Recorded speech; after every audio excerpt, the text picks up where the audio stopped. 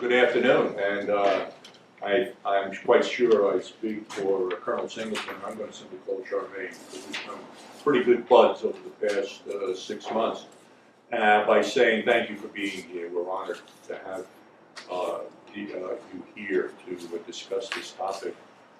I'm going to start off by just kind of getting Charmaine and I relaxed a little bit by going over how she and I came into each other's orbit. And I want to say it's probably last October maybe, or November. I teach at George Washington University as well. And Charmaine gave me a call and said that she'd like to meet with me because she was an Army fellow here at IWP, and my name came up as someone that she might want to use as a resource. From there it went to, I guess the term would be an advisor on her thesis. So we met, and of all places, where do we meet? Very, very formal, very intimate location. It was a cafeteria at George Washington University Hospital, would you believe? And I think, I have a funny feeling that day was very, very cold. And so my usual rendezvous location for people is at the street level of the Foggy Bottom Metro, where it's so easy to coordinate with everybody. So we met there, and we adjourned to the cafeteria, and we took each other's measure, got to know each other, and to be very frank with you, I'm very, very impressed with Charmaine. She's been a really wonderful, wonderful colleague and friend, and she's attended in my class here, in a number of classes. She's not obliged to attend all of the classes, but she attended the classes, and she was a true value added, because as we go through the course, we go through the history of FBI counterintelligence. It's not a course of just strictly case studies. We don't do that at all. We do touch on cases, we do touch on investigations, but we touch on them in the context of what I call the political, economic, military history of the 20th century, and how the CI program is woven into the larger history of the United States and American story. And she's been absolutely terrific, because we got to a couple of points in the line in the course where we're talking about. The one is particularly noteworthy was in the late 1930s, 1939 to be exact. And at that time, the FBI was beginning, in a way, to really stick its toe into the water of counter-espionage and counterintelligence writ large, so to speak. And in the wake of a case, I won't go into it, but in the wake of a case that the FBI ran that was an absolute consummate disaster. It was truly a 9/11 from a counterintelligence standpoint. And was handled very, very badly for a lot of logical and interesting reasons. After that, the FBI began to, in the wake of that disaster, the FBI began with a wake-up call for the United States government, and began to coordinate very, very closely with ONI and what was known then as the Military Intelligence Division of the War Department, and began to really, under the radar, quietly deal with the MID and ONI in terms of jurisdictional issues, in terms of policy issues, and in terms of legal issues. And I went through a couple of examples, and this is the point I want to make about Charmaine, because she said it's curious because we're dealing with the same issues today, and started talking and briefing the students on some of the issues that they are confronting today with regard to, for example, liaison and working relationships with various military agencies in Afghanistan and Iraq. So much so, I think, that we almost use up all the time talking about it that day in class. So it was really, really just a terrific day, and she's been a terrific asset, and she's become a very, very good friend. And I'm going to hate to see her go, to be honest. Anyway, that's a little bit of the background. what she has done is she's prepared a paper and what on J. Edgar Hoover, and the issue of it, in a nutshell, it is a paper on the complexity and the dynamics of rigorous, robust, effective internal security, the need for a competent internal, effective internal security to protect American citizens, and the ever the constant problem of what one group of constitutional lawyers call the delicate balance between the need for a rigorous national security and internal security capability versus or in conjunction with maintaining transparency and recognition and sensitivity to American civil liberties. And we're dealing with this obviously on a daily basis today. So what she has done in her paper is she's gone back and she's looked at it and examined it. And what I thought I'd do, because Hoover is so controversial, and because those who still remember Hoover, or still have a glimmer of Hoover, who Hoover was, it seems like they fall generally into two categories. There are either staunch supporters, vigorous supporters, or there are Hoover vilifiers. And frankly, there seems to be no middle ground. Well, obviously, this is a good group. Jump in and we can discuss this. But so what I urged Charmaine to do. Charmaine's a lawyer. She's been on both sides of the courtroom. She's been a defense lawyer and she's been a prosecuting lawyer. I told her, in order to get perhaps a clearer picture of Hoover, more objective, not that she's not objective at all, but a more objective, a clearer focus on Hoover, to place herself in the position of Hoover's defense lawyer. Not necessarily as prosecutor, but to try, put yourself in the position of a defense lawyer, recognizing that a defense lawyer may not always like his or her client. Okay? And we discussed this in earnest. You don't have to like the client, and you may believe that the client is as guilty as hell, forgive my French, okay?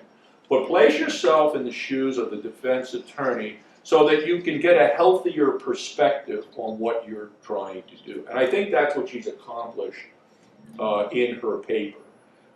She'll talk about her paper, at length. And she's come up with, it's a very interesting paper, and she's come up with some very provocative and some very interesting conclusions that I think we'll all be talking about as we go forward. What I'd like to do is maybe take the next, 15 minutes or so, and, because this is the first time I've walked through this, so it's rather new to me.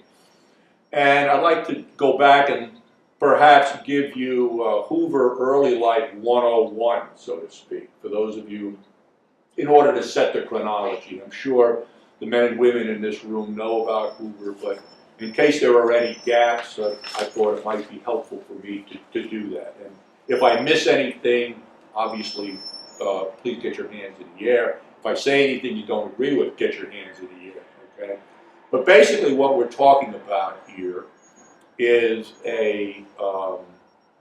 we're talking about a Washingtonian, is who we're talking about. He was what Washingtonians of a certain era called the cave dweller. And the cave dweller were true Washingtonians, men and women who were born here. I think if we did a demographic study, we find that most people in Washington are just passing through. They're just from other places. But he was a true Washingtonian. And the point I made is that really for the first 59 years of his life, he was born on January 1st, 1895. And for he was a man who was born before planes flew and he was a man who died after 3 years after or 4 years after. My arithmetic is not very good, but 3 years after a man landed on the moon. So that's he served approximately 9 presidents of the United States. He served, I stopped counting at about 15 or 20 attorneys general. He, in effect, was the last man standing when we're talking about national security. He was the institutional member. He was the guy who was, in effect, the go-to guy. He lived for 59 years under separate but equal. Brown versus the Board of Education, that particular ruling, famous ruling obviously, was handed down in 1954, and he was 59 years old. So separate but equal was the law of the land. And again, I'm not defending him, I'm just trying to put all this in perspective for you. He was actually born at his home, and the house was located on Seward Place. It's no longer there. It's right in the, actually, metaphorically, it's in the shadow of the Capitol building. We're over by Eastern Market. And he went to Central High School in Washington, D.C. He was a member of the Cadet Corps. He actually led the Cadet Corps. If we could find photographs, that would be kind of interesting too. He actually led the Cadet Corps. He led the parade, would you believe, down Pennsylvania Avenue on the day of Woodrow Wilson's first inauguration. That's how far back he goes. His father worked for the Steamboat Division of the. He had two older living siblings. The third sibling, she died in infancy, and then he was born about a year later. So he was the baby of the family. And the 2 older ones, Dickerson, his father's name was Dickerson Hoover, and it was Dickerson Hoover Jr. Dickerson and Lillian were the older 2 children, and they were about 10 or 12 years older than he was. So he was literally the baby of the family. And when he kind of came of age as a youngster, when I mean a youngster, I mean 10, 12 years old, they were already out of the family. And this takes on a certain significance that I'll get to in a moment. His nickname as a kid, I'm talking about 10, 15 years old, they called him Speed, S-P-E-E-D. And there are 2 legends about why he was called Speed. I believe the latter. He was called, one of the legends goes that he was called Speed because he had a speech impediment. We would call it stutterer, being a stutterer. And he willed himself to overcome that by literally standing in front of a mirror and speaking rapidly. If you ever have a chance to listen to his testimony before Congress, it sounds like a machine gun staccato delivery of his prepared remarks. And that he did overcome this. The other claim is that he earned money as a kid by standing. How many of you have been to Eastern Market? I'm sure everybody's been to Eastern Market. You know the old Eastern Market? It's lovely. My wife and I go there on beautiful days. My wife loves to go there and shop at all the kiosks there. But on the side, that main entrance on the side, that's on the street side, there were no Giants, there were no Whole Foods, there was nothing there. The ladies would go to Eastern Market and get their food at the market. And there was no refrigeration except ice boxes at that time. They were still delivering ice, and you put the ice on the top of the refrigerator, and it would keep the things cool. But everything was very perishable. Everything was fresh. No frozen foods or anything like this at the time. So it was imperative to get the food home. And what he would do is, as a kid, he would stand outside that door.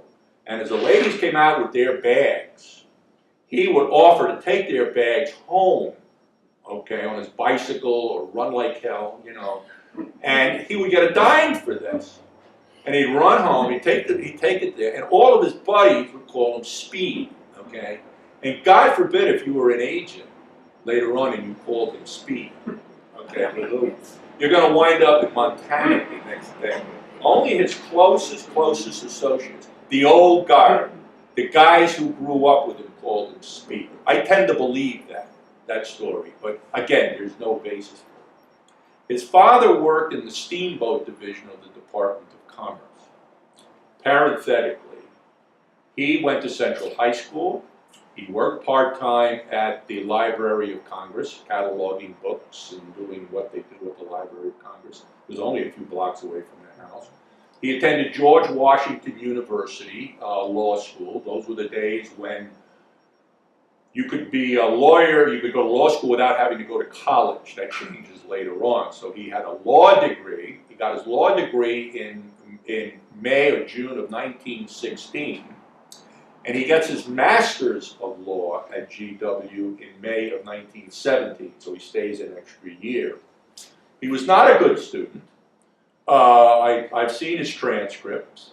And he did okay for but we're not talking Louis Brandeis here, or we're not talking Oliver Wendell Holmes.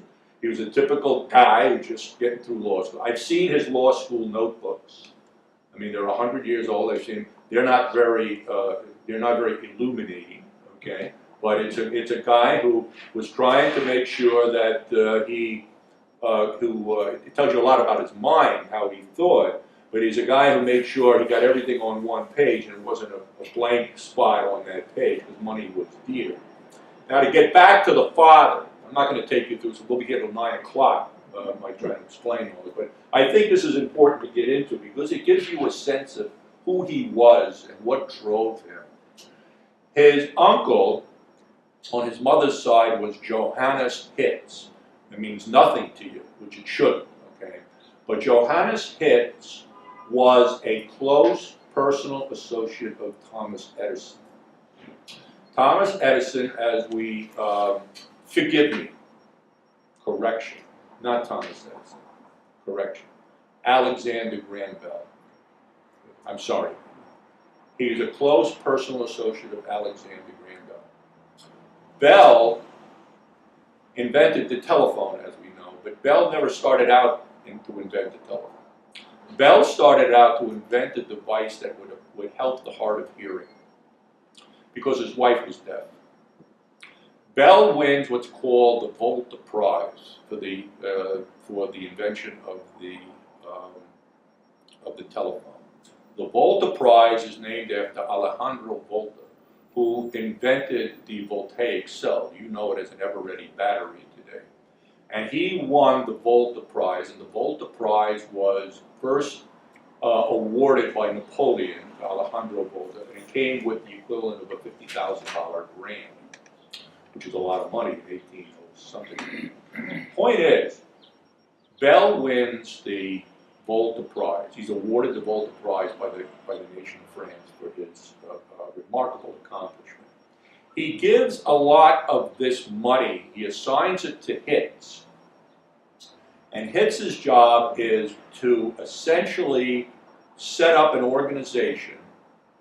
You and I would call it, I guess, a think tank / philanthropy today. And his charge was to acquire any and all information from around the world on research and technology that is being pursued that would improve the lives of men and women who are hard of hearing and deaf. Okay? And Hitz practically lived in Hoover's house up on Seward Place.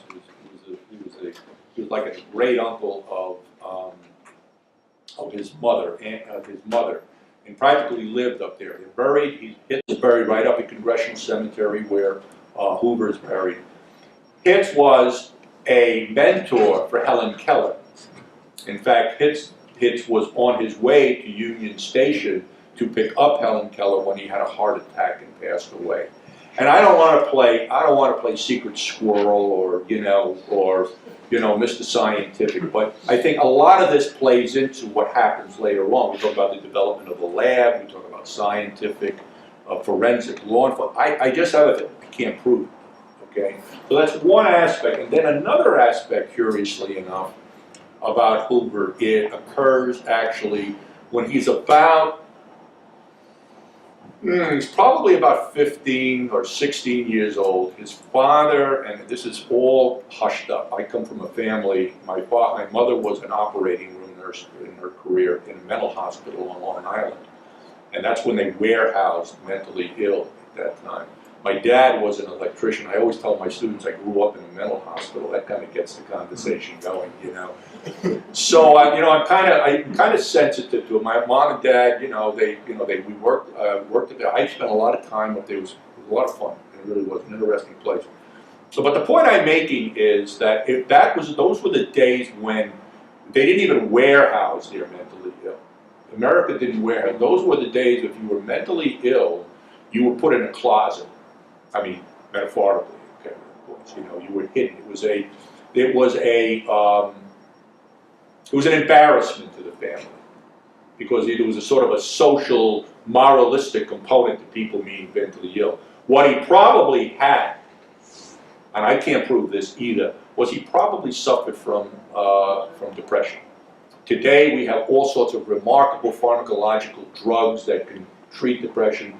Those were the days they didn't have anything. They didn't even have blood pressure medication. People were just told if you have high blood pressure, lay down. Okay, and it's not being facetious at all. That's what it was at that time. The point is that Hoover's father, we believe, was hospitalized. There was a mental hospital up in Laurel. We think he spent time up there. We can't prove this, but I think if we really, really started to drill down, we could find some of these factors. What happens here is, I mentioned earlier that Hoover's older brothers and sisters, they had their own families to work to be responsible for. So they did not. This is not a situation where they could really take care of dad, so to speak. And the other factor is it was Hoover really who had to go to work and go to school part-time to support the family. Because the other factor that you and I take for granted today is what? Health insurance and retirement insurance, sick leave, annually, that didn't exist at that time. If you didn't come to work, you didn't get paid. And again, parenthetically, Hoover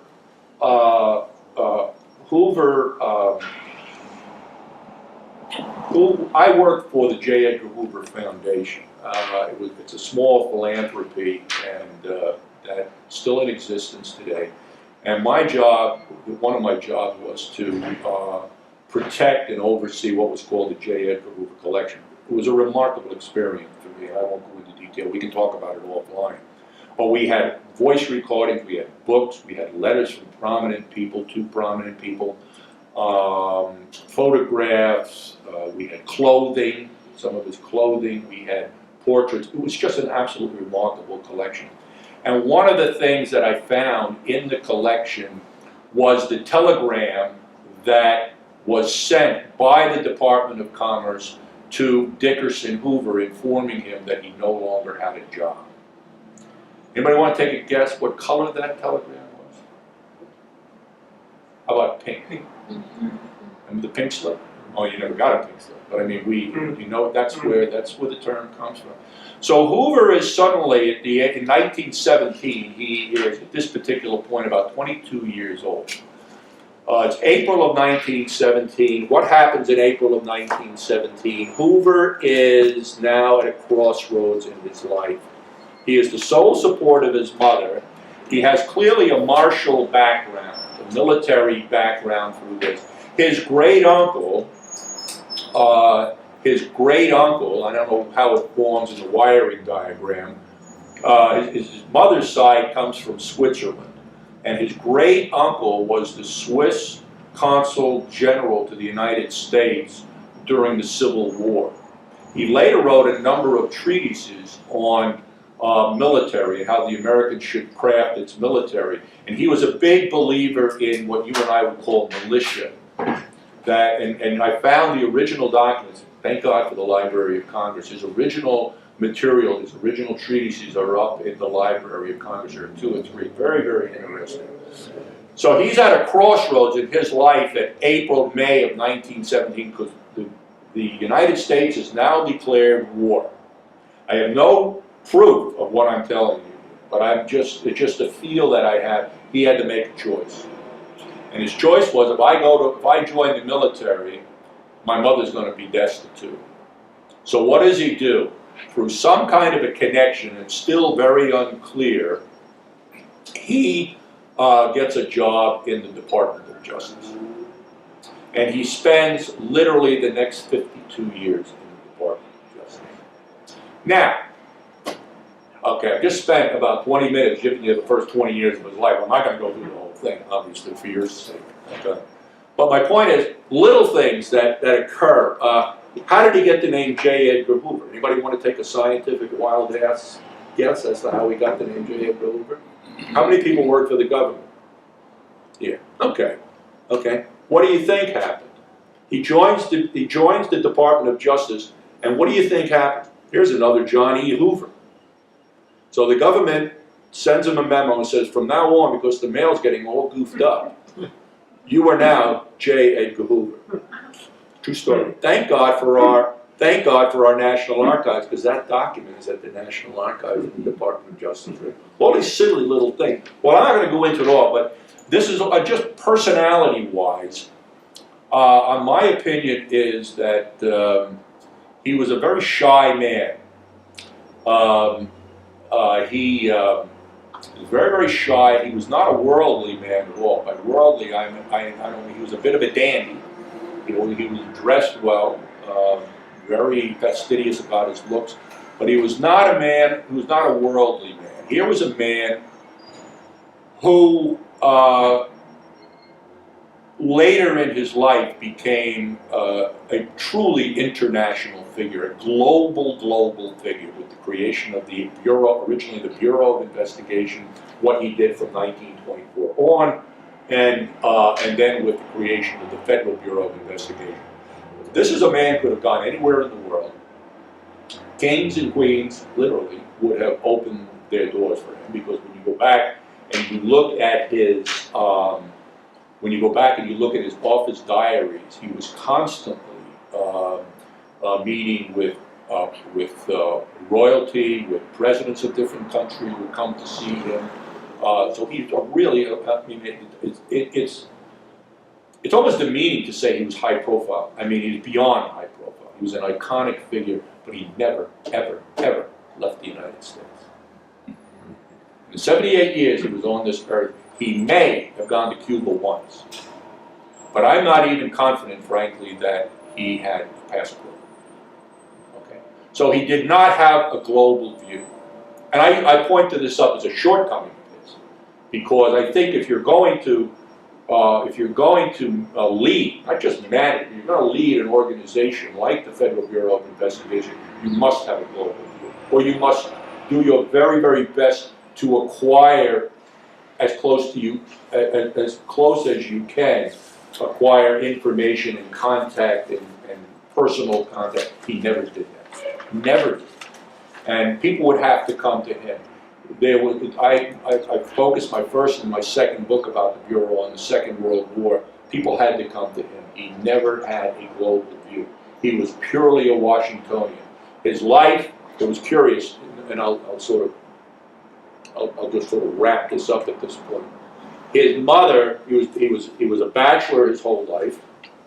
A lot of people say that the only woman he ever loved was Dorothy Lamour. He would have married Dorothy Lamour, but their lives never intersected. She adored him, curiously enough. The only other woman who even came close was Ginger Rogers' mother, who was a very conservative, wealthy conservative woman out in California. That never came to fruition, obviously. But he was a bachelor his whole life, and at the age of 43, in 1938, his mother passes away in February of 1938. And in a way, I'm not trying to play Dr. Phil here either, but in a way, that was almost his liberation. Because he lived in his house from the moment he was born until a couple of months after his mother dies. He sells the house, sells the furniture, and buys his home right up here up in Northwest Washington, right up by National Cathedral, and lived there the rest of his life. We could go on and on. We could just, and the overarching themes for Hoover's life, and we can get into COINTELPRO if you wish. We can get into the issue of racism if you wish. Happy to discuss this. But the overarching themes of his life are really the Roaring '20s, when he was first plucked out of obscurity by Harlan Fiske Stone. The 1930s, when the Bureau of Investigation quickly becomes the Division of Investigation, and then the iconic Federal Bureau of Investigation around 1934. This is when the idea of the G-Men starts, and going after the gangsters, the babyface Nelsons and the Carpets. This is when Hoover is literally a rock star. Hoover has a place at the Stork Club in New York. He's got his own room at the Waldorf in New York. They're waiting. He's meeting with all of the glamorous, what we call the beautiful people today. He's a big sports fan. He's rubbing shoulders with Jack Dempsey and Pete Tunney. He knows all these people out on the West Coast and in New York, all the politicians. World War II starts, 1939, and this is when the organization morphs from a purely law enforcement organization with very, very narrowly confined and narrowly restricted law enforcement responsibilities into America's first counter-espionage organization, and then into America's first counterintelligence organization with Roosevelt's authorizing him to conduct wiretapping. That's when everything kind of spans out. That's when the organization begins to go on the offensive, and that's what we'll talk about here a little bit. And then into America's first foreign intelligence organization, preceding OSS by about 2 years and outlasting OSS by about 2 years. And then on the heels of that comes the Cold War. And then on the heels of that comes what I call the turning away from counterintelligence, because now we are in the 60s, the year of sex, drugs, rock and roll, Ku Klux Klan, Black Liberation Army, assassinations of John F. Kennedy, Robert Kennedy, Martin Luther King, in cities of this country going up in smoke, the Vietnam War, and then on the eve of Watergate, Hoover passes from the scene. And now you have a completely different situation. Now, in the wake of Nixon's debacle with Watergate, his resignation, the fact that he has to appoint his vice president, his appointed vice president now becomes an appointed president who has to appoint another vice president. So you have Nelson Rockefeller, and now intelligence policy reform, counterintelligence policy reform begins with a president and a vice president, neither one who is elected. Okay? So we can roll the camera forward and keep rolling the camera forward, and we go back, and it's an opportunity for us to kind of go back and look at the missteps. Look at what happens when a man of 52 years in the Department of Justice, 48 years as the director of the Federal Bureau of Investigation. It's like someone said about James Angleton, he had no adult supervision, okay? And in many cases, that's what happened to Hoover. He was the last man standing. And there were a lot of abuses during this particular period of time, but there was no oversight, there was no reform. I'm not making excuses, I'm just kind of laying it out for all of you. So that is my overview. I'm sorry to have taken so long, but it gives you kind of an overview. He goes from the director of a small organization in the pre-Second World War, and then with the Second World War, it explodes. It explodes in size, it explodes in responsibility, it explodes in image, it explodes just in the popular culture. I mean, I became an FBI agent largely because I met so many police. It's a long story, but one of the programs that I never missed was the FBI story with Lou Erskine. Remember that program? Many of us of a certain age who had it. That was the image that he tried to project, and it had a powerful impulse on many, many men who joined the service. So with that kind of as a background, if I missed anything, obviously get your hands in the air. If there are any gaps, we can discuss it during the Q&A. So kind of with that background, I'll turn it over to my buddy over here, Charmaine, and she can pick up the rest of the story and jump it back to me if there's an issue. So, okay. And that's a good way to segue into what he told me to do. I call him Professor Ray. And yes, we met, but what I really remember is our second meeting, I think it was, at the Spy Museum. And at that time, I was able to see him at a panel where we were talking about the FBI files and how they, a group of people, I believe 8 people, but on the panel that day was the older couple, a man and a woman, and how they were able to break into the FBI headquarters in Pennsylvania. They broke into the resident agency of media in Pennsylvania. Yes. Yeah, and that's what he got. Right. Go ahead, I'm sorry. And got all the files and sent it off to the newspapers, and that's how part of the story broke on what the FBI was either doing right or wrong. It was an interesting topic. Also as well, the fact that Professor Ray told me to use my attorney background and to look at Hoover from the point of a defense attorney. In order to do that, I had to put aside a lot of differences, just like he said. Either people like him or they don't. I will contend to you that Hoover is an American icon and can be classified as an American hero. Why do I say that? We heard about his background. You have to really step back and look into time. Yes, if you know, I happen to be African American. I grew up with the fact that Hoover targeted Martin Luther King and people of that nature, the Black Panther. So yes, I came into this with a bias that nothing that he could have ever done was right. Also, when I was a captain in the military years ago, I worked at a military intelligence command, and I learned, I read, I ate, I slept, I taught Executive Order 1233. So I know about intelligence oversight and what investigators can and cannot do, and how they're not allowed to target American personnel, only under certain circumstances. So coming from that background, it was hard to actually put myself into Hoover's position and go back in time.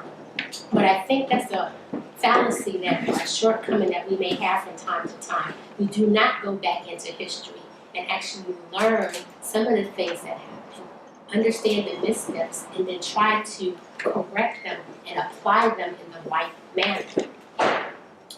In reviewing Hoover, one thing that I did learn, that he was really tied to his mother. He was a man of extreme religious background. His brother, if I'm not mistaken, one of his brothers was going to the seminary, and at one time, Hoover thought about becoming a priest. He did not do that. So he comes from a very tight-knit family, moral background. He wants to do the right thing. As stated earlier, he was captain in the cadet corps, and I do believe he really wanted to go to the military, but for the fact of his father becoming ill. You put all that together. Then I have to think about this person that grew up in Washington during that time frame, when there was segregation, when blacks came in maybe just to be servants. They were seen and not heard. They did not have a voice into a lot of things that was going on during that time frame. For the first 50 or so years of his life, blacks really didn't amount to anything. And I'm not saying that in a bad way, but in the society that he lived in. And then you also think about it, a part that is really prevalent or very important, the fact that he listened to his presidents, starting with Roosevelt. During that time frame, they did not have any laws, rules, regulations, or oversight in what they were doing. The president was in charge of national security. During that time frame, we had espionage, we had bombs, we had the Cold War afterwards. So we had all of these scares, as they call them, the Red Scare, the German scare, the Russian scare, whatever scare it was during that time frame. They were scared, they were petrified, okay? And they were trying to do the best that they could during that time frame to protect our national security, our way of life. And at that time, our way of life happened to be white. And anything that went against that system, whether it be African Americans, whether it be Germans, whether it be Russians, whether it be people protesting against the Vietnam War. Also, ironically, whether it be the Ku Klux Klan. You have to really look at all of those different things and say, is this person really a racist or a victim or a product of his society? And I would contend that Hoover was a product of his society. I will say I do not condone everything that he did. However, I think putting on my defense counsel hat, because there's been many clients that I did not want to defend, but I had to, I could find justifications for what he did. And I believe if you really look at it and take the blinders off, he really thought he was the protector of our American way of life, based on the fact of the charges that he was given by the various presidents. Because let's look at this. I think it was over 9 presidents, if I'm not mistaken, right? They kept him on for whatever reason. They could have fired him. Plus, he worked for all of these attorney generals that allowed him to use or abuse the system, his agents, various people, to investigate, target, detain, deport people. It was allowed. And the laws at that time, or the lack thereof, had to catch up with whatever they were doing. So really think about it. Now, how did I wrestle with all of this? And I really say wrestle with all this, because this was a huge task that Professor Ray gave me. Well, I did 2 things. One, I watched the movie A Time to Kill. And if anybody has ever watched that movie, it's about the rape of a young woman, of a young girl, by 2 white men. The men are captured, they are taken to prison, and hopefully get ready to be brought to justice. However, the father, African American, he knows the history of that area and knows that, or believes that they're going to get off. That those 2 men are not really going to spend a day in jail for raping his daughter. They raped the daughter to the extent that she was not going to be able to have children. So, according to the movie, he hides in the courtroom where they're being brought in for the Raymond, I believe it is. He rushes out with a shotgun and kills both of the assailants. Now he's on trial for the murder of these 2 men. And you see the different things, and you learn about the Klan and everything of that nature. But there happens to be a Caucasian or a white attorney. And let's get to the end of the movie. Right before the final summation, before the jury has to go out, the African American is talking to his white attorney. And he says, I chose you for a reason. Because I know you can get me off. And his attorney's like, did the best that we could. I can't get you out of this. And I've said this a lot of times to my clients, you just may have to cut your losses. I may be able to go to the prosecutor and get, a deal for you. But no, the African American basically says, put yourself in my shoes. And I think he says, what would you do if this happened to your daughter? The attorney goes into court and he gives his final summation. The jury is full of white personnel, men and women. He tells the jury to close their eyes, and he tells them the story of a young girl being raped. At the end of his summation, he says, now imagine that happened to a white girl. And you see the expressions on their face change. And you see tears coming down the person's eyes. And when you look at something from a different lens, a different point of view, people's feelings and their biases and their way of thinking sometimes may change. I've had this opportunity in my military career when we've gone to different places. I may not like some of the areas that they have sent me to. However, when you talk to the children a lot of the time, they're just like our children. And they want the same kind of things. They want to be educated and things like that. So that's one thing that I did. The other thing that I did, I went to Alabama, all right, and went to the Civil Rights Museum and walked through there. I went to the church where they bombed the church and the 4 black girls were killed, just to understand the times during that. And the other thing that I was able to do, I was able to see the play To Kill a Mockingbird. And what they did in that play, which was really ironic to me, they picked 4 white men, they picked 12 white men out of the audience to play the jury. And at the end of that play, they had to come back with a verdict of guilty against against the black defendant, even though they knew that he didn't do anything wrong. When you think about the time, everything that was going on during that time frame, and I look at Hoover and what he did with the FBI and trying to do what he thought Roosevelt and the other presidents may have wanted him to do in the interest of national security, I believe that some of the things that he did were correct.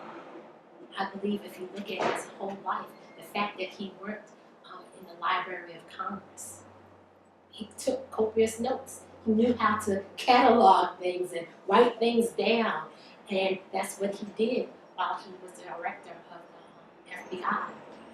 He was there for over 48 years as a director, and he died in his sleep as a director. And during that time frame, even when he targeted people like Martin Luther King, the Black Panthers, Stokely Carmichael, and other people, he really was targeting, I do believe, or I would contend, people that he thought that was going against the grain, that was really hurting or going to impact the way of life. Now, let's think about this. So, after all the information comes out concerning the wrongdoings of the FBI, everything that Hoover was doing, we have the enactment or Executive Order 12333, and it tells the intelligence community what they can and cannot do. Then we have a lot of oversight, and then we have organizations, and I don't know exactly where in history they come about, but you have organizations like the ACLU, and everybody else is talking about our civil liberties and our rights. And I would contend that we just went a little bit, maybe too much to the left in our intelligence oversight. And there should have been a way that we could still monitor, and I know we had the enactment of the FISA courts and things like that, but still be a way that there's a balance where we can listen to people's conversations if it's justified, if we have a warrant, if we have all the warrants that they are radicals, extremists, terrorists, so to speak, because I think that's what the 9/11 Commission report basically said.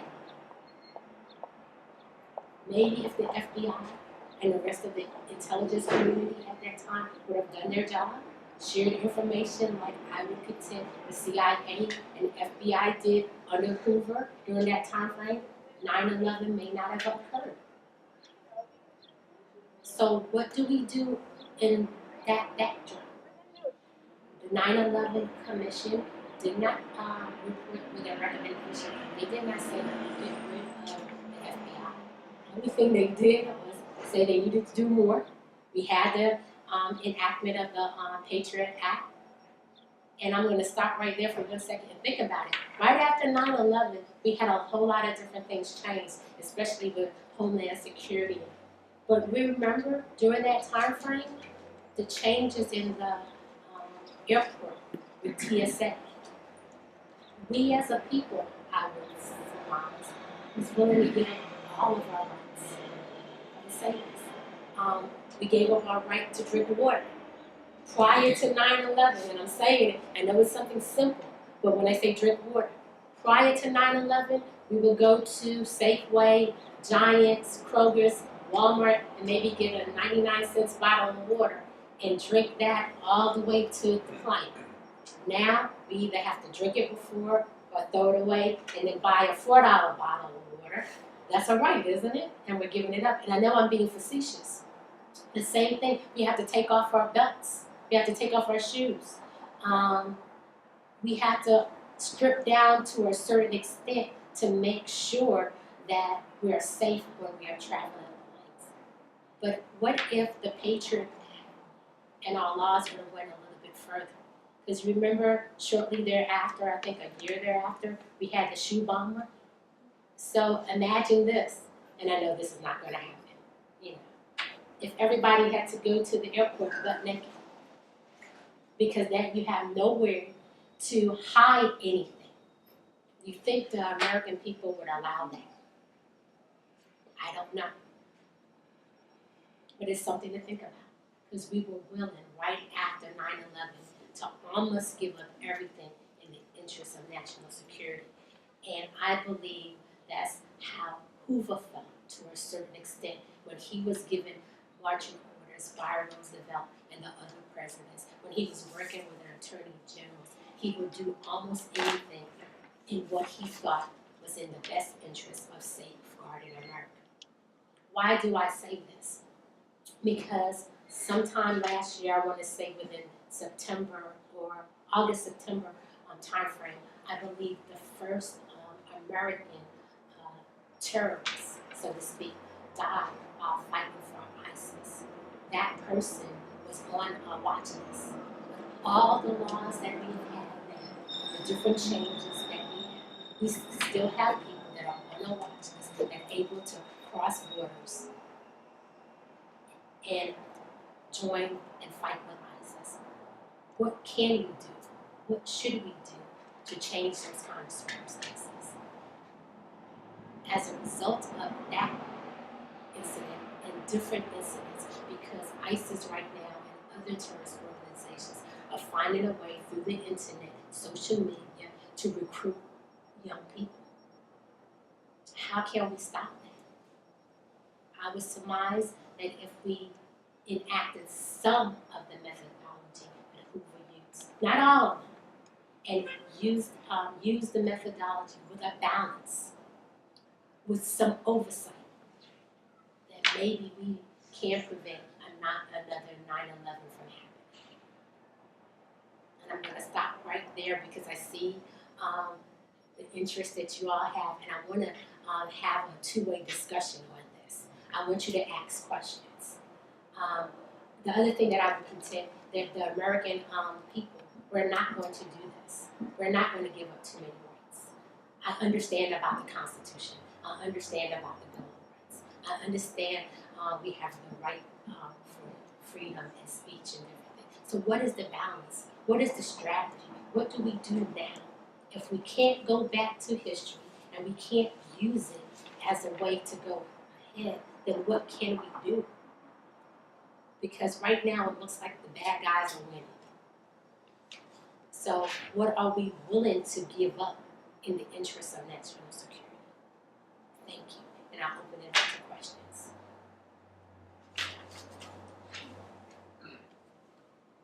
Yes. So Colonel, you bring up a good point. Just an average citizen, I'm 60, so I've lived through a lot of change at the time. I want to be safe, but still respect, right to I'm not sure I'm being asked to give up even more. I mean, I can, not worry about drones, but drones, I hate to have the government just involved in everybody's lives for no purpose, but at the same time I want to be protected. It's a conundrum I don't know how to solve. I know. That's why I need someone smart like you to do it. Yes, that's a good question. And And I expect a clear answer. yes, and not a clear answer. How I, because I had to have a conclusion for this, I looked at the Canadian system actually, and their intelligence system. And from what I can understand and looking at, the Canadian people are willing to give up certain things. However, there's more of a transparency, so to speak. There's more of a buy-in, and I think that's what we may have to do. But here in the United States, one thing that we would have to do with our intelligence and our systems, and then going and looking into cybersecurity and things like that, because all of these different forces, I do believe, are a part of the techniques, the TPPs that different organizations, not only ISIS, but China, Russia, when they're attacking us, they're using. What can we do to get support across the board, not only with our private citizens, but also with our corporations? How do we get them to turn over information? Because a lot of the things that we may be targeting are our cell phone records, our internet communications, sending emails across the board things, and how do we put all of those different things together? It seems that, and this is just me, not Colonel right now, Charmaine Betty-Singleton's talking, that we establish a lot of agencies, and we kind of throw the agencies. Right now we have 17 intelligence agencies that we have thrown at the problem. But are we really getting them to work together, to talk together, to share the information, to actually solve the big issue, as you just said? I'm not sure. I don't know if there is really an answer to the question. But I wanted to look at it from something that we did in the past, because a lot of times I contend we really don't look at history and use all the lessons learned to help us to go forward in the future. Yes, ma'am. I'm glad that you brought that up, and first I want to thank you for your comments about the diversity, because in the 80s I worked for people, I came from a CIA family, but I have friends that were FBI, and I did research for people connected to Reveal. And I was like 19 years old when I got sucked into doing it, and I understand that people just do what they're told to do. And what you said about Hoover makes so much sense, because he could not have been the FBI director for so long, and he had to go into society. Because it's like people who are clueless, corrupt, or either disengaged. I guess that's the third one. And I believe what you said, I think you said he was a product of his environment. That makes sense, so I want to thank you for that. And my question is about the information sharing. We have 17 intelligence agencies. Now, I dated a person named Mike Doris, an FBI agent in the '93, and I've lived under excessive surveillance because of my background. And I don't mind surveillance because I believe in national security. When you see lapses that have occurred, like with the gyrocopter and the things that have happened, how much information is really being shared? Because I don't think that should happen. When I know the surveillance capabilities of the intelligence community, and to see something like that happen last week was very disturbing for me. And I just wanted to know your comments, but also that with 17 agencies, do you think we need to consolidate? What do we need to do so another 9/11 doesn't happen, especially with the new cyber technology? We do not need to go to a cyber war without all of our agencies sharing information.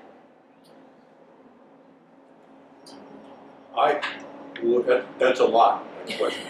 I'm It's sorry. no, it's a big question. I'm not being funny. That's a really big question. You're right.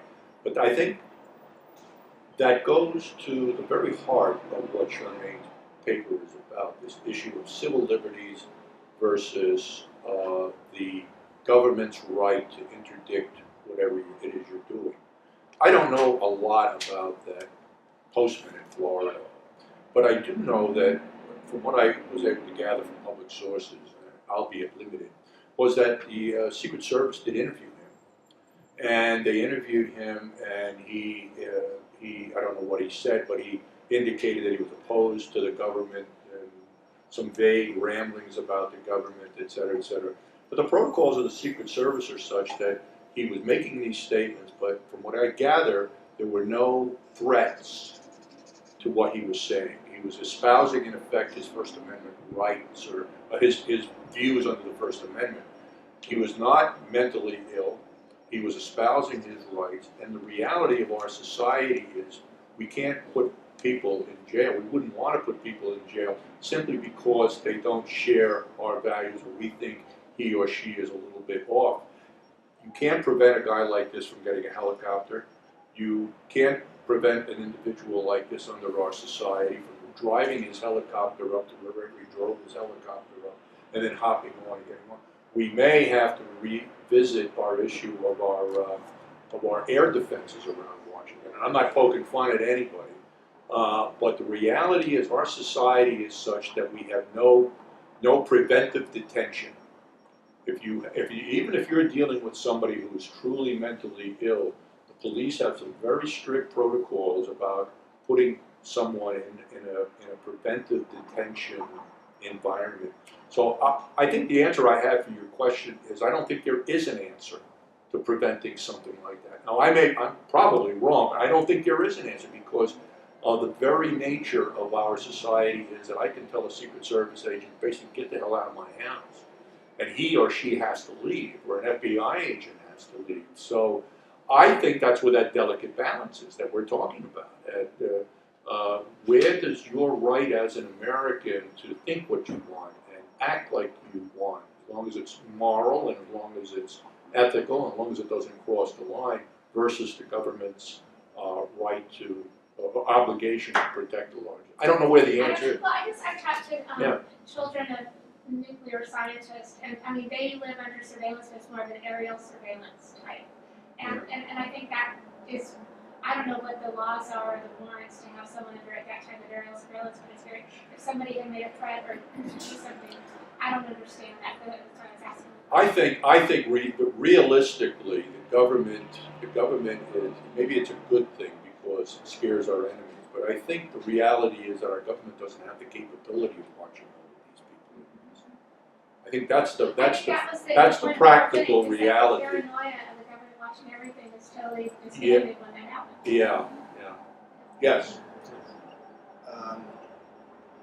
What I sort of see in all of this is, or let me just start this way. I think that Americans and Europeans in general need to stop being afraid, and because I think a lot of laws, Patriot Act being one of them, start out of people's fear, right? So it's the government's job, it's one of their jobs is to protect the citizens, and there's certain things that need to do that. But oftentimes, instead of having a clear reason to have a law first, especially when it comes to security matters, it's fear that drives the rationale first, not reason, and you come back and fix it later after there's been abuse. And so I think we should just continue to live our lives and use that as throw it back in the face of, whether it's terrorists or criminals or whoever. I think that does more for our society and ultimately would balance out the need to have more security laws. I'm always struck by the quote that Ben Franklin had that said, if you're willing to give up a little bit of your liberty to get more security, then you deserve neither. And I think that's very, that's a really poignant way to say it. And I think we need to be able, our society needs to be able to do what the citizens of London, for instance, did during the Blitz. Since people went about their daily lives as best they could. They were bombed from the air, for years, and the city was reduced to rubble. But those people, they tried to live the best they could each day, and there weren't a lot of laws that changed, their lives as drastically as some laws that we are now enacting can change the laws of Americans in terms of surveillance and things like that. And so I just think that the answer is not always create more laws, especially if the law is being driven by fear. If the law is driven by a specific reason or a need, I think that's one thing. But especially with the Patriot Act, I think it's gotten fixed a little bit now. But we've gone back and seen some of the abuse that have come from that. But we just need to be careful and ask ourselves, are these laws being enacted because we're afraid? Or are they actually being enacted for a specific reason or with a specific intent to protect? Yes, let me just say I agree with you on that, because basically I do believe that a lot of things are knee-jerk reaction. And when we look at history, I think what we need to do is do a better analysis of it. And so what do we need to go forward? But a lot of times I think we just do is have committees or different things, like you said, out of fear, or to answer the public at that time, instead of looking at the situation across the board and saying exactly what is the need, how can we fix it, and maybe we don't need 17, intelligence agencies. Maybe we only need 5. I don't know. I don't know what the right answer is, but are we doing a good assessment, or we're just throwing more people or more money at the problem? I think today we do a better, I agree with absolutely everything, but I think today we do a much better job, because even though we bemoan the fact that we don't understand our history, I think we do a much better job of being more sensitive to racial and ethnic and civil liberties issues than we were during the probably the early 40s and the 50s. And one example that I use, getting back to Hoover for a minute, is the internment of the Japanese on the West Coast. That is a terrible blight on the history of our country, and it happened as a result of fear. But then again, when you look at, again, going back to Hoover for a minute, we're talking about a very complex individual. But it was really Hoover who said, you don't have anything to worry about these people. That he went back, the Justice Department, Biddle told Hoover, send your agents out and have them essentially deconstruct the Army's report, which essentially supported the idea, and what launched the idea of the relocation. When you go back and you look at the FBI's report, they basically deconstructed everything that the Army said. With all these allegations about the Japanese on the West Coast, they just absolutely were not true. And really, in a way, it was Hoover. We're going through this right now. I have a colleague of mine who went out to, lives in Minnesota, and he took a trip out to Hawaii, and he went to the Japanese American Internment Museum out in Hawaii. And he mentioned the name of an FBI special agent in charge. And he said, I'm looking for, and immediately 2 or 3 people said, Bob Shivers. Well, Bob Shivers was a racist. And I mean, there's no question about it. He grew up in Clarksville, Tennessee in 1895. He grew up on the stories of the Old South. But if it wasn't for Bob Shivers, the SAC in Honolulu, on the day that the Japanese attacked, there would be even more people shipped to the West Coast. There were 140,000 Japanese in the Hawaiian Islands in December of 1941, and under less than 1,000, about 840 were actually interned out there in the Hawaiian. So I only bring this up because it had nothing to do with laws, as Charmaine said. It really has nothing to do with law. It has to do with attitudes, and it has to do with fear grips us so badly that we will react to that instead of saying, let's keep our powder dry, let's go back and take a look at it. This is a legitimate fear, or if it is a fear, how can we address this in a more rational and more humane way? And I think those are a couple of points that kind of make that point. So it was a long way to answer the question. Yes, sir, you in the back there.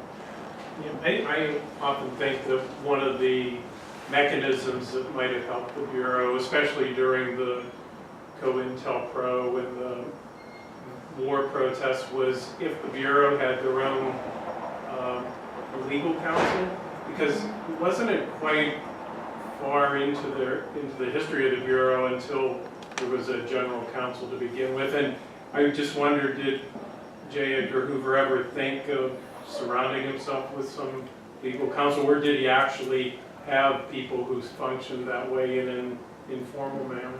The reality is, I'm not an expert. I'm not dodging your question because it's a very, very good question. But my understanding is that the whole Office of Legal Counsel that the Bureau had goes way, way back. And it goes way back because it's always had to deal with the issues of legal policy throughout its career. But you raise a very interesting question. Were these COINTELPRO initiatives actually run by legal counsel? Were they given an opportunity to say, this is illegal? Because quite frankly, they were illegal. I mean, there's no getting around what was doing. They were illegal. Many of them were illegal. Many of them were immoral. Okay? And I can't answer your question with any degree of authority, but my feeling is that either A, they weren't run by legal counsel, or if they were, everybody kind of just gave it a wink and a nod, so to speak, because that was it. And I don't know if that answers your question, but Yeah, yes, it does. You know. Yes. And I would say, to a certain extent, I don't think it really was run by legal counsel, but there's certain things, the Attorney General and the Department of Justice had some involvement in it, right? So I don't know how far up it would go, but if you look at some of it, maybe people, because of the times again, and that's why I said you really have to look at history until you can find the people that would actually stand up and say, no, this is wrong, you know? They looked at it and say, maybe this is just a way of life, this is the way we would do different things, but there are certain documents that went to Department of Justice, but nobody said anything about it. So I don't know exactly what the lawyers were during that time. I'm fascinated with Hoover and the Kennedy era. My grandfather worked for John McComb, and I've always been fascinated. And if you have any opinions about that, I know it's getting classified. about Hoover and Kennedy. JFK. Kennedy? JFK. Yeah. Do you have any comments about what? I always hate to say this to people, but we get old. We get old. And again, I can't say this, but it's just, these are all sort of optics and feelings that I have. Hoover worked with some of the greatest attorney generals in this history of this country. Men, they were all men at that time. Men who went on, I can name at least a half a dozen who went on to become associate justices of the Supreme Court. One who became Chief Justice of the Supreme Court, he worked with them. And these were real titans of law. So when he saw Bobby Kennedy come in, to be frank with you, and I'm not making any political statement, Bobby Kennedy was a lightweight. Bobby Kennedy was like 32 years old. He never tried a case in his life. He was made the Attorney General by his father because his son Jack would not stand up to his father. And he watched while on the one hand, you don't think Hoover knew. Hoover had wiretaps on the mob. And Hoover knew that Joe Kennedy and Jack Kennedy had prevailed upon Sam Giancana to deliver Illinois and to deliver West Virginia the vote in those states. I don't care how you do it, just deliver it. And that's what provoked the mob against Sam Giancana, because the idea was that we're going to lay off of you because Hoover's conducting intelligence investigation. Remember, there were no laws at that time. Even the wiretaps on them, we knew what was going on. We couldn't prosecute it because there were no laws. So when Jack becomes the president of the United States, Bobby says, I'm going to go after the mob. They were furious. There were even talk about putting out hits on Jack Kennedy and putting out hits on the mob. And then the other thing is, he is simultaneously the Attorney General of the United States responsible for enforcing the law, and at the same time he's engaging in Operation Mongoose to assassinate Fidel Castro. So I can see Hoover looking at this and saying, this is bizarre. And remember, he was also the Attorney General who authorized the wiretap on Martin Luther King. So I'm merely saying that all of these attorneys general over the years abrogated their responsibility of oversight. Congress abrogated its responsibility of inserting itself into intelligence management and oversight. It's only with Watergate and the reality of what occurred with Watergate that we suddenly have an intelligence, a Senate Select Committee on Intelligence and a House Permanent Select Committee. So this responsibility in no way removes the responsibility from Hoover. I mean, it's like Harry Truman says, the buck stops here. Well, the buck didn't necessarily stop there. It stopped with the House of Representatives, it stopped with the United States Senate, it stopped with presidents. I don't know if I answered your question. It's past, thank you, sir. Well, actually, he was. I'm sorry, go ahead.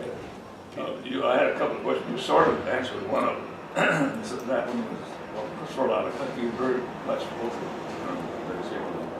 for your presentation. So I come to this place, it's fascinating. So, Thank you for that. you said that Hoover served under 9 presidents, I think it was. Yes, that's right. Why did they keep him on? They could have fired him. And you referred to keeping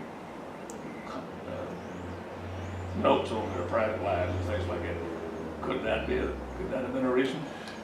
Go ahead. So which presidents are you talking about? I think so, but I still think they could have fired him, you know? Why not? But I think he was the continuity. I look at that Yeah. and he, just like Professor Ray said, he was the last man standing because he knew more. He was there longer. He had copious notes, not only on you, but me and somebody else. And I'm just saying that so he knew a lot of different things. So I think if in the whole scheme of things and trying to be fair to the presidents, to Congress, to the attorney generals, you know, Continuity. what they say, keep your friends close and your enemies closer.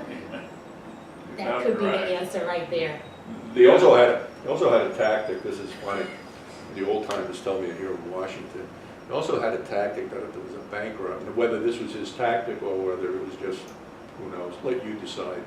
But there was also the tactic where they had a bank robbery, for example, and the agents are doing the neighborhood investigation, okay? And they go to a motel, and here is Senator so-and-so in flagrante delicto with some young lady. The agents say, oh, I'm terribly sorry, Senator, no problem. And then that would immediately be reported to the SAC, okay? And the SAC would make it a point of calling Senator so-and-so and say, just to let you know, we apologize, but there'll be no matter of record made. Just a reminder. Just a reminder. By the way. By the way, What so does I it mean, say? well, we all have to be frank about this. I mean, that kind of thing, would Hoover have ever used it, but it's like Betty said, or Charmaine said rather, forgive me, he was the institutional knowledge. He was also the gatekeeper, and he also did the dirty deeds.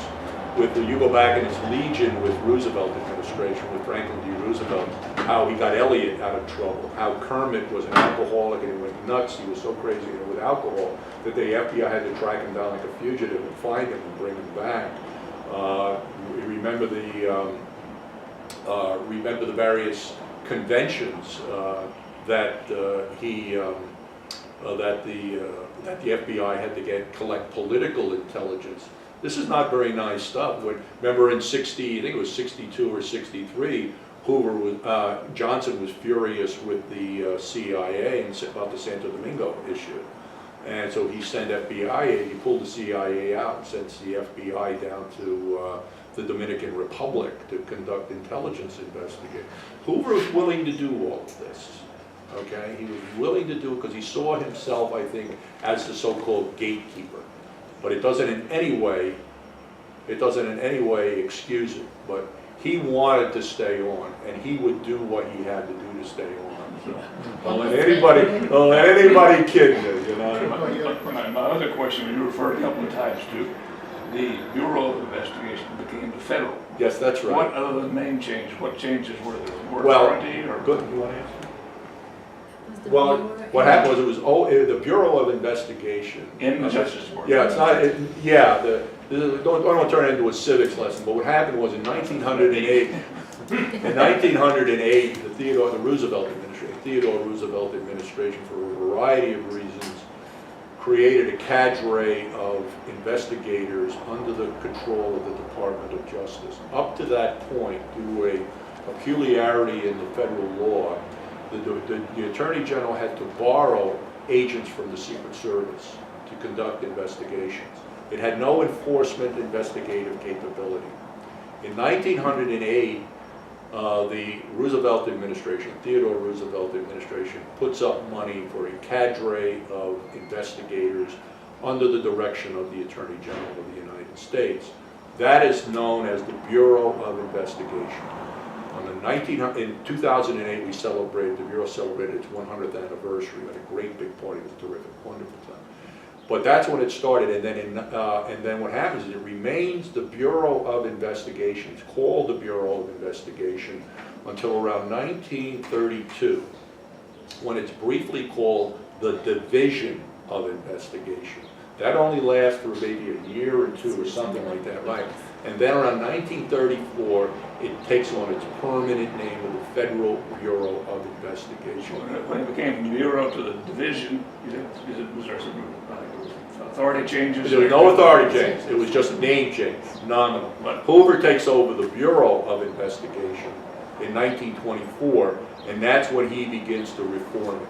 Up to that point, there was a lot of cronyism, there was a lot of nepotism, there was a lot of investigators who were just, they were incompetent.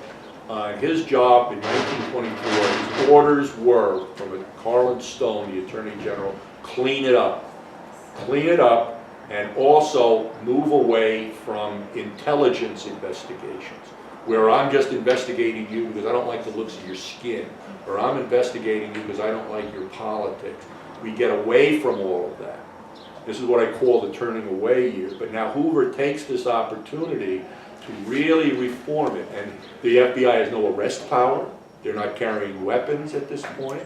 So this is when you begin to see the development of a professional, that is to say an educated cadre of G-men who are either lawyers or accountants. Remember that, so you can only get in because you're a lawyer or an accountant. That quietly changes really in 1933 when Congress passes an omnibus crime bill federalizing what had previously just been local crimes. And under the radar, Hoover starts recruiting police officers. Why? Because they know how to make arrests. Why? Because they know how to shoot. So these guys have all got it. This is when you hear the great names like Jelly Bryce. These guys are legendary because they were cops. And they knew how to sit down and talk. They could talk to prostitutes in the morning and bank presidents in the afternoon. They could talk to people. And that was really what Hoover recognizes as something that he's got to basically not reform, but sort of change the organization. You said the original Bureau of Investigation did not have arrest. Yes, that's right. The original Bureau of Investigation. They couldn't. The Bureau of Investigation from 1908 up until 1933, they had no arrest powers, and they had no search warrant powers. They did not carry weapons. It only really begins when Franklin D. Roosevelt comes to office. It really comes in the wake of the Lindbergh kidnapping case, because that's when the Bureau really begins to get into forensic work, and it begins to get into, so up until that point, if you and I had committed a crime, I do this with my students all the time, we're two knuckleheads and we're committing a crime, right? If we had committed a crime in Maryland, okay, and we stole a car and went to Virginia, we were safe, we were free, because local police departments did not have the money, it's basically the money, to go across state lines. So what they then did was they said, okay, we robbed a store. The local police would get, basically, we'll prosecute them.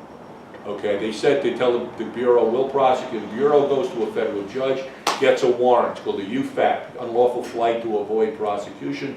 We call the office in Virginia, they arrest you and I, we bring them back, they'll prosecute them. And it was because the organization was developing a nationwide capability so that you in New York and me in LA, we had the same paperwork, we talked the same language, so you didn't have to interpret things for me, I didn't have to interpret things for you. Where did the original Bureau of Investigation get the people they brought in, which eventually became the FBI? Other law enforcement No, agencies? basically they would recruit them right off the street, they'd recruit them out of college, they'd recruit them out of the military. They had arrest authority. After 1933. Before then, they were mainly you sort of that stereotype of the guy sitting over a desk with a green eye shade going through accounting ledgers. They were involved, they were focusing primarily on bank fraud matters, bank fraud, and where this really begins to explode is during the Depression. Because when the Depression started, banks are going under, there's a lot of chicanery, a lot of illegal activities on the part of bankers and companies. There are fraudulent bankruptcies, money being moved around illegally, so it really begins to grow in the early 1930s. And this is where the popular culture G-man begins to explode into the minds of popular culture. Here's a question. Did President Truman, or President Eisenhower ever think of getting rid of Hoover? I understand the problem with Kennedy and Johnson, Right. background issues, and Right. not so much Nixon. But, I mean, basically, Eisenhower was really pure the best I can tell. There was no evidence, there's no evidence that Truman did not like Hoover. There's no question, Hoover didn't, and the feeling was reciprocal. And a lot of it goes to the fact that Truman, and I'm not a Truman scholar, let's make it quite clear, I'm not a Truman scholar, but Truman is trying to keep the legacy of the Roosevelt administration in place. But what's happening now in the mid-1940s, Gouzenko defects up in Canada. He was the code clerk up in Canada. Bentley defects in New Haven, Connecticut. Venona blows up in 1948, and what's it doing? It's revealing all of the, what I would call the lax security procedures, if you want to call it that, of the Roosevelt administration. Who's the point man on all of these investigations? Hoover. So at this point, if he fires Hoover, I think the permutations of his mind politically are that if I fire Hoover at this point, I've got a tiger by the tail because he can go to the Republican. I think that's his political thinking. Also, he was not above using Hoover to put on wiretaps on his political enemies. The one that immediately comes to mind is Tommy Corcoran. Tommy Corcoran was a big-time lawyer here in Washington, D.C. Truman felt that he had to know what Corcoran was thinking, so he was not above using Hoover for these things. Eisenhower pretty much revered Hoover. Okay, he saw Hoover. He comes into office right at the cutting edge of the great communist scare, and he needs J. Edgar Hoover. And I argued, there's always this argument, it's a very interesting doctoral thesis, is that Hoover was in the hip pocket of Joe McCarthy, feeding them. I feel differently. I feel that Hoover was giving McCarthy what he had an obligation to give McCarthy, but was in effect trying to toe the line with Eisenhower, because Eisenhower loathed McCarthy. So he recognized, and it's not because of any altruism, he's weighing these things, and he knows that he works for the President of the United States. I've always felt it was interesting, the fact that despite all these years of the so-called McCarthy era, and they were horrible, and I don't misunderstand me when he has all of these names of communists, there's not one scintilla of evidence that Hoover ever passed Venona to him. If he had passed, if Hoover had passed evidence, if Hoover had told McCarthy about Venona, it would have been in the press the very next day. Roy Cohn would have had it out to everybody the very next day. Because pragmatism is really what's driving this. So I hope that answers your question. So, anybody else have a question? It was fascinating. This young lady right here. Here we go. Thank you very much. Thank you very, very much.